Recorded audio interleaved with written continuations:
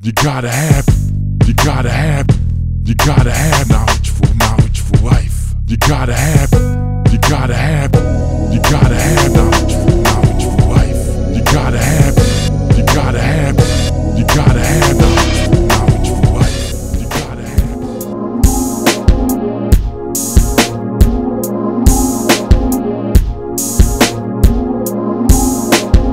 Let's give Brother Victor a warm round of applause. All right, my man.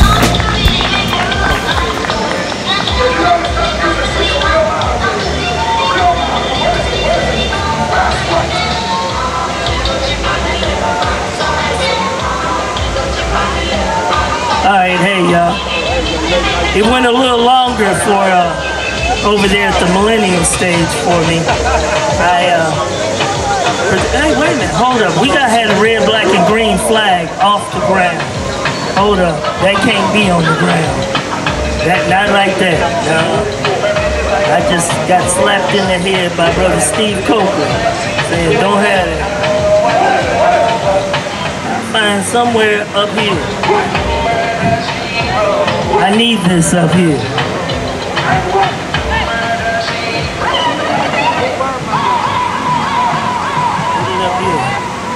All right.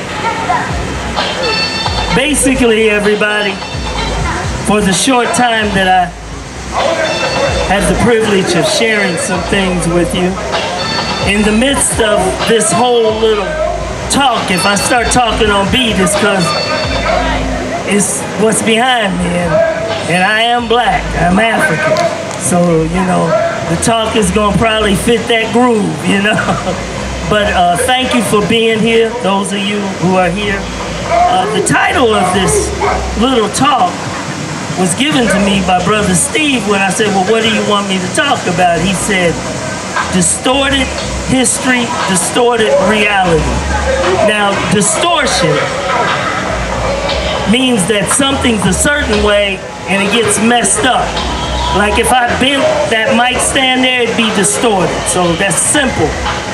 So the whole thing is to think in terms. First of all, let me thank everyone for being here and thank the Dayton Black African American Culture Festival for doing what they do.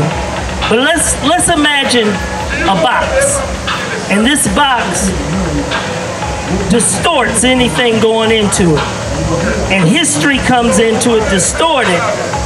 But when it comes out on the other side and we operate off of what we were told and taught, then our reality is distorted. Our approach to handling things is distorted. And that's what I want to bring up. We have to start becoming advocates of fighting against distorted history. Now I'm going to give a little short thing of what I've learned in my time. I wasn't an African-centered, black nationalist individual until pretty much I was 30. Up until then, I had ambiguous concepts of what, ambiguous means whatever, thoughts of what being black was. I knew to say black power. I came up in the 70s. I knew about, quote, the white man. I knew all of those things, but never studied it until I got to DC and I started listening to a certain radio station and I heard them read a book by George G.M. James called Stolen Legacy and started talking about the whole image of Egypt being distorted by white America, and that everything that the Europeans claim as far as philosophy, and I heard the names Socrates and Plato and those names and others, that what they learned and they wrote about was from Africa. So that was the beginning of what woke me up. And I got what's called on fire.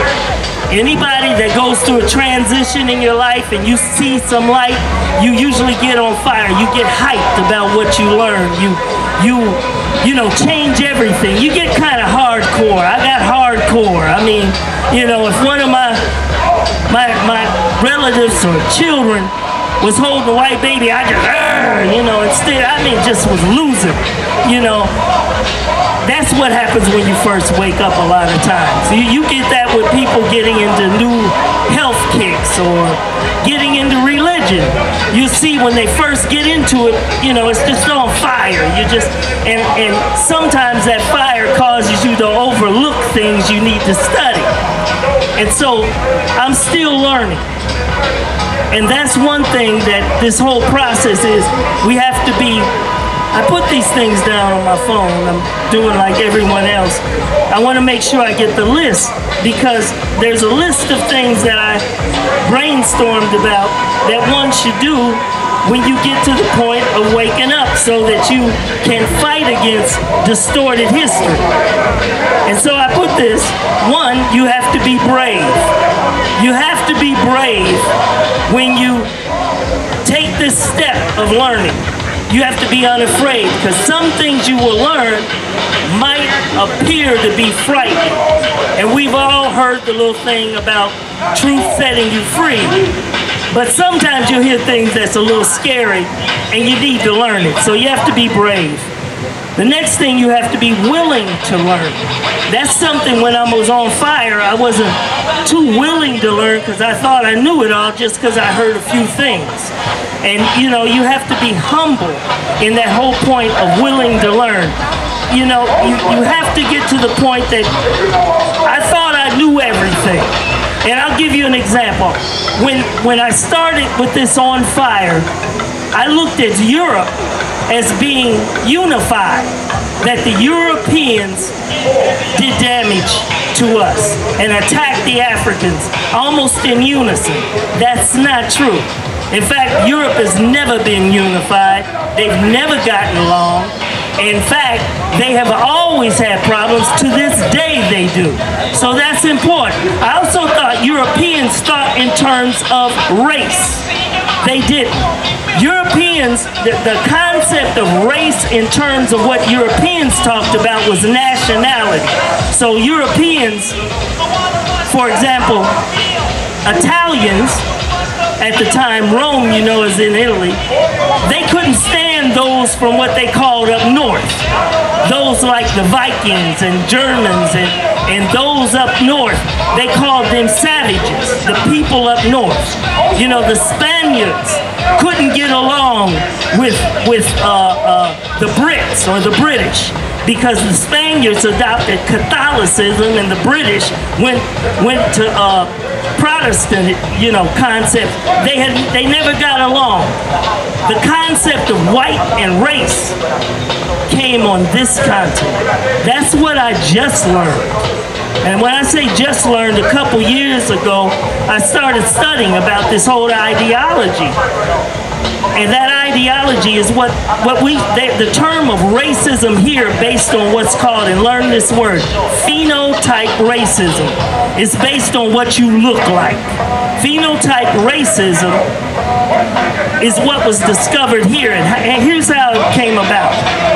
When Britain was sending people over here to kill what we call Native Americans, the various Indian nations, they came over, killed, took part of their land, what's called the 13 colonies.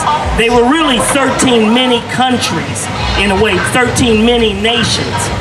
And when they did that and set up shop, the original people they started really enslaving were the ones that they considered trash in Europe.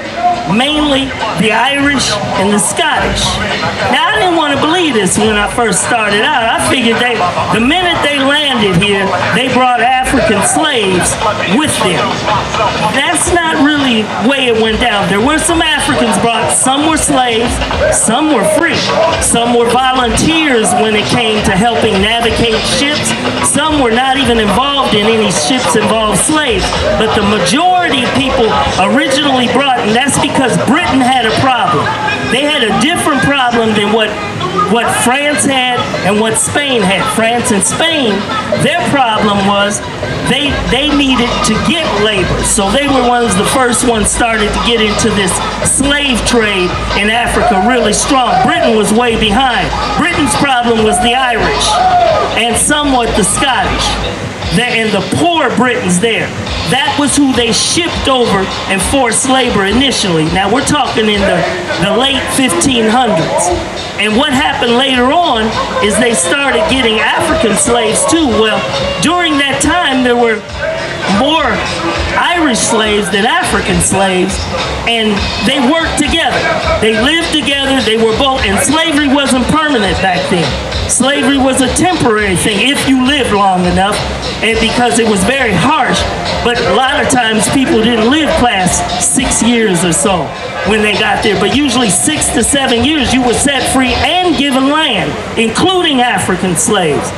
What happened during that time, those slaves were part of a revolt called Bacon's Rebellion. Now you need to learn more about it, because Bacon wasn't about really liberating people. He wanted to steal more Indian land, and the rich over there, he was rich, but he wanted to be kind of like Donald Trump, go beyond and get crazy with it.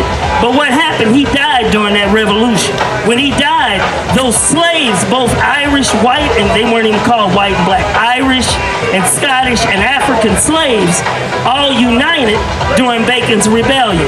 Britain had to send ships, bring it down, shut it down, lynch all the leaders, and at that point, there were a discussion, how do we prevent this? Because it was a serious, it almost took over. This almost was a whole nation set up based on egalitarian, because they were anti-rich. Okay, so they lynched him. How do we fix it? The idea was everybody that came from Europe that had light skin, white skin, would now no longer be slaves. All Africans were to be slaves, except for those that were already legally free from the agreements prior.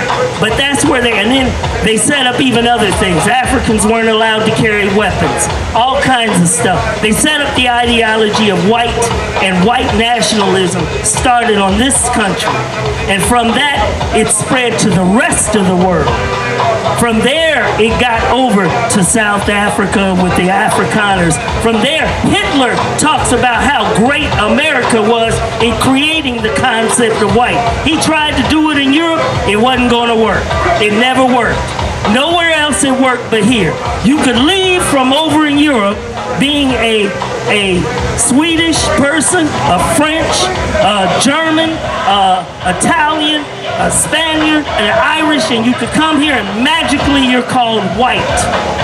It's used for social control. It's an important thing to learn. That's part of something that helped me to understand what's going on here. America is now falling apart from that. White supremacy is something that is poisoning the whole planet. But it started here. It started in this country. It started in the late 1600s. And it's worth knowing. And that's part of what we have to go through to teach, because a lot of people don't know it, but the history is written. This isn't something I'm talking about off the top of my head. There are tons of books. Invention of the White Race, written by a guy that we would call white. His name's Theodore Allen. In fact, it's a 2-volume set. He and others started a movement back in the late 90s to get white folks to stop calling themselves white. Identify with your nationality that you came from in Europe. That's an important thing to know. I would think that would be important to talk about in school. Another thing that's important maybe to talk about to get rid of the distorted history lessons we get is, many of you may have heard about Thomas Jefferson and his slaves and the things he did and where he went as far as white supremacy. Thomas Jefferson's known as the father of scientific racism. But he learned before that. William and Mary College is a place where a whole bunch of the scientific and high-level thinking and mythology about race came from. It is one of the places, and it was actually established from Britain, okay? If you think about how many things we haven't been taught right, for example, George Washington. You know, we talk about George Washington, and you'll hear people talk about, you know, his honesty, which actually is a fact. He was, you know, as far as history, he had an honest personality. He was very straightforward. But he was straightforward about being a white supremacist, too. He was very straightforward about that. In fact, what's interesting, during the Civil War, the Confederacy said, we are walking in the footsteps of the founding fathers. This is what they designed the country for, slavery and white supremacy. That was what it was designed for. They argued that the North was basically not abiding by that concept and the original intent of the Constitution. Well, just so you know, George Washington, his family, was very linked and tied and intermarried many times into the Lee family. The Lee family, right after George was born, had one son named Robert E. Lee. Anybody know who Robert E. Lee was?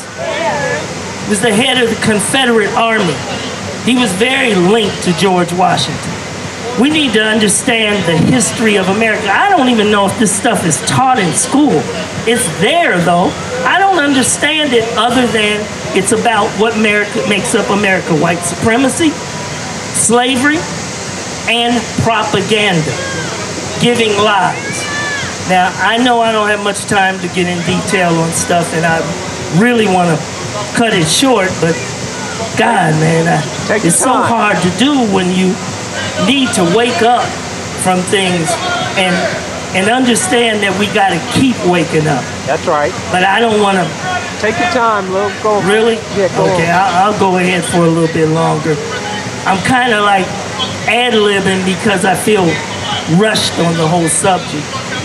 Because I think it's important that we seek answers in history. That's right. That we really learn and not be afraid to change our position as you learn. That's a hard thing to do. When you get more information, you say, well, I thought this. And that was that way with me when it came to the concept of Europe. Is I thought they all work together. Well, you start getting the writings of ancient Europeans, especially the Greek, and even the Romans will give props to North Africa and Central Africa as bringing information, knowledge, and techniques to them. But that gets hidden now. White supremacy was here created, but it was going international. One of the ones I'm thinking of, the guy that created drapedemonia. Has anyone ever heard drapedemonia? Drapedemonia is a disease that was created, and God, for the sake of me, I keep forgetting his name. He created this concept of a disease that if African slaves escaped, they had a mental problem called drapedemonia. I don't know why I can't suddenly remember his name. But he took that concept even to Europe. He was very much into preaching this. And when you start seeing the ties between him and people, and one of the people he was very close to was a guy that, some of y'all ever heard of Francis Scott Key? Francis Drake. Right, Francis Drake. Thank you. Well, I needed that, Brother Simon. Yeah.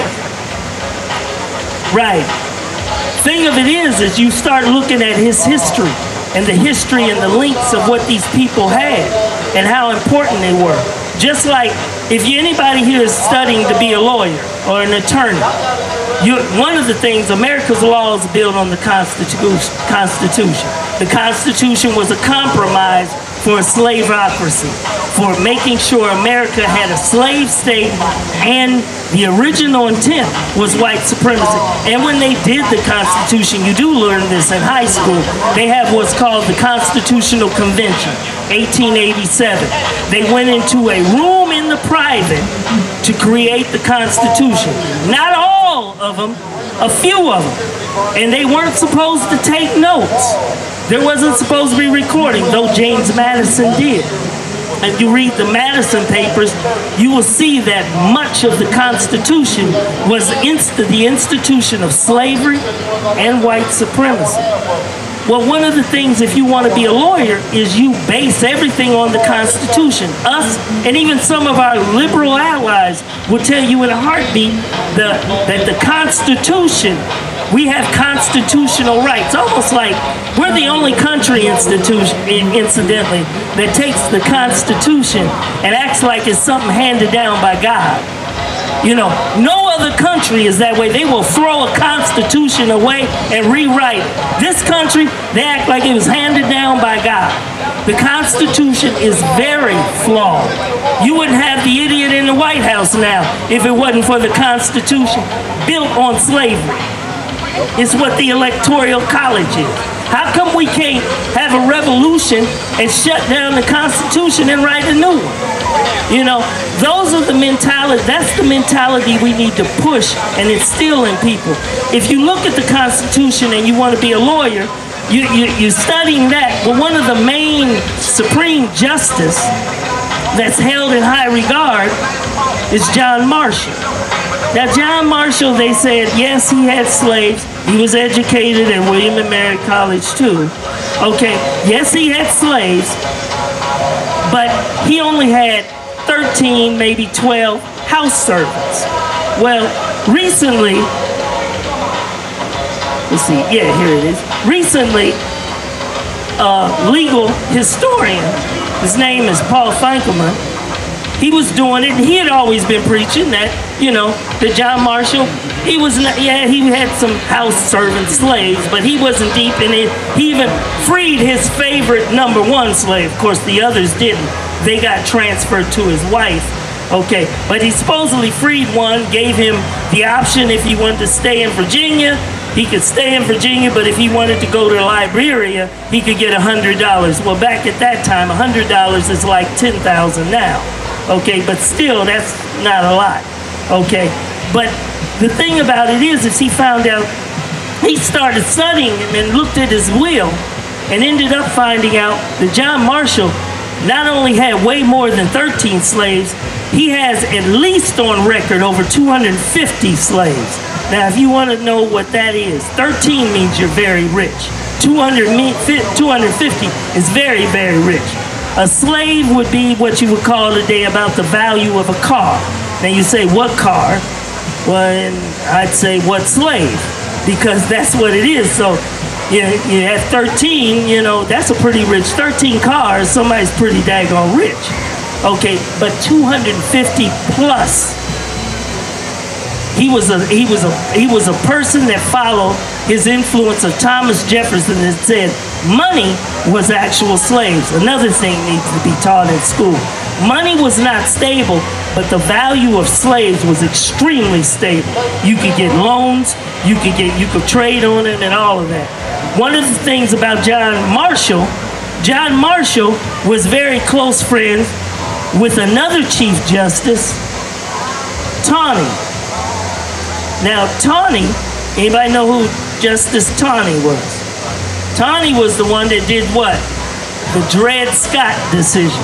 The one that said that according to him, the Constitution said that there is no law that any white man is obliged to follow with regards to a black person. That's the Dred Scott. That was Chief Justice John Marshall's friend. Incidentally, Francis Scott Key's friend. Okay, all of them together. When you sing the national anthem, think of that. Okay, when you tell the little ones when they go to school and you tell them they have to stand up for that national anthem and sing the national anthem by Francis Scott Key, that has the verse they don't talk about is where he's cursing the slaves for their rebellion during the 1850 rebellion with Britain, you know, with the War of 1812. Okay, and slaves were on the British side because the British were freeing them. And he was cursing them in that song, okay, in that poem that he wrote into a song. So when you have your little ones and you tell them they got to stand up for the play, you know, saying the national anthem, think about that, because to me, they should, and they should know why. They should understand why. Okay, so in trying to get them to come up, our children, our sons, our daughters, grandsons, and granddaughters, we want them to not see the distorted history because they end up making their reality distorted. We've got very intelligent people that will still say, please, the Constitution promises us freedom. I would argue that Taney, who made the Dred Scott decision, was correct. It is not written for our freedom. The Constitution isn't. We need to get rid of it. We need to not amend it, get rid of it and restart. That's what it is. That's why every time we depend on the Constitution to free us, all the evidence shows that it doesn't work. It's a lie. It's a mythology. It has always been a mythology. You can't even, the only country in the world you can't elect a president based on popular vote, and they call it democracy. I don't care who gets elected, at least let the majority rule on it. That's garbage. That's just straight garbage, and it's pathetic that as a nation, as people of all across all boards, ages, race, whatever, religious concepts, allow that garbage to keep going on. How do we do that? How do we at least tell the truth? That's just garbage. So I think it's very important that we bring history to light. If the history came to light, the race is a mythology. It wouldn't be on what you have to check on your income tax, what race you are. It would be off of there. Those things are all the lies about being what you are. The concept of white, maybe then we get rid of that garbage, we could go after the people who are stealing everything. The people that are coming out telling you there's too many people in the world, you need to control how many children you have.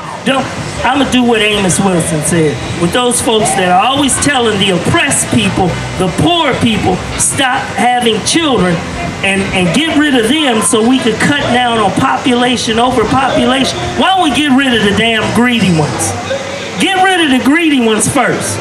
Get rid of the ones that taking the food out of other people's mouths. Quit playing around. Get rid of the greedy folks. Get rid of the people that sit there with more wealth than they can ever spend in their lifetime, having more houses than they can, sitting on all kinds of stuff, bossing people around, supporting war. A lot of them are the ones that support the wars and the war machines and destroying the environment. Let's get rid of them. We get them off of here. Hey, we have a cleaner planet. We have more resources. We'll probably figure out that there's enough here for everybody, and maybe we could get rid of all the garbage, you know, that's hurting us and the planet. Guys, I'm rushing stuff, and I want to give this over so the brother can have the stage back, but I 100% want you to understand it is our duty to seek answers and understanding. It is our duty to question. It is 100% our duty to get ourselves into studying and not be afraid to learn things that might be different than what we've learned before. It is 100% our duty as human beings on the planet, that it is our duty, and as African Americans on this planet and Africans on this planet, it is our duty to fix the planet. We gotta stop playing with this stuff, y'all. We need to learn. We need to start being open. We need to be able to say, I'm sorry, I was wrong, man. So may I end with a little poem? Go ahead. Yeah, this is a little poem. Poem is called What's Your Source? Now I'm gonna edit it for a PG version. What's your source, Negro? What is your source, Negro? What book have you read? Is that more garbage you just spit from wiggling your head? Is that regurgitated vomit from what somebody else said? Have you ever got a paper cut and kept reading while it bled? What's your source, Negro? What research have you done? Have you even listened to a full lecture? Or are you feeding us crumbs? Cause like, them one sentence quotes makes your butt sound real dumb. Where'd they come from? A headline from the Inquirer while buying bubble gum? Is that why you spit short stuff and pack up and run? Like Blue screaming, more, but you ain't got none. Guess you thought sliding on gravel's supposed to be fun. What's your source, Negro? Instagram, Twitter quote? Next week you be telling me bowling balls float. Down with drugs, up with hope. Wash your mouths out with ivory soap. Just get along and learn to cope. Yeah, right, lynching will stop when you burn all rope. Whatever you smoking, I don't want that dope. What is your source, Negro? Your high school history book? The one that leaves Jefferson, Lincoln, and FDR off the hook. The one that will praise the George Washington bust but omit the odious institution that fueled his revolutionary lust. It's got you mixing national anthem and Boston tea, but not the slaveocracy verse by Francis Scott Key. What is your source, Negro? The spirit of King James? The one got you hollering, just wait for God to change. Glad Nat Turner didn't follow that path, or we still be in chains. You see, I just wonder if your source even names the names. Was it they this and they that, but no real person to blame? Or was it only the victim that fit your frame? You see, all you players, y'all sound the same. Plans for players, but life don't play games. What is your source? What is your source? No, that's a real question. What is your source? Because if your source ain't strong, be real, man. Leave my ears in peace. Just talk to the hand. See y'all. All right. Let's give it up for our brother Victor. Our griot here in Dayton. Always on time.